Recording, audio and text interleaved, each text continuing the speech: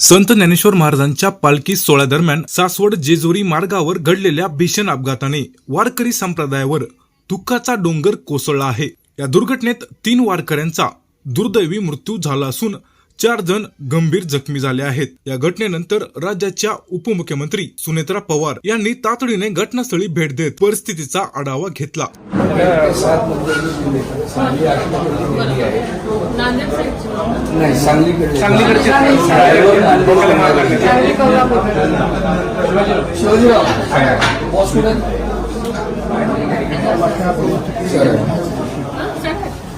साडेआठच्या दरम्यान झालं मॅडम, इकडे 9 वाजता आले हॉस्पिटल।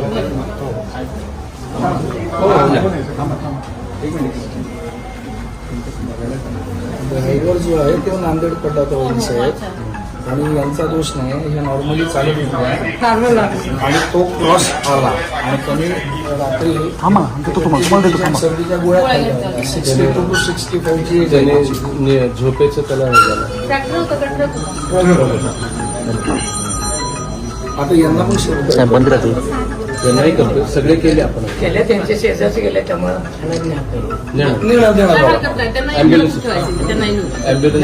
स्लो होतं ट्रक म्हणून बरं आम्ही झाला, आम्ही तिथंच होतो। ठीक आहे, तर झालं ते खूप वाईट झालंय, पण आता तुम्हालाही काळजी आता स्टेबल आहेत मॅडम, स्टेबल धक्का बसतो आई पूर्ण पोलीस टीम क्विक रिस्पॉन्समध्ये इमिडिएट सगळं ऍक्शन पोलीस आणि कुमार साहेब आणि पवार साहेब दोन्ही प्रशासन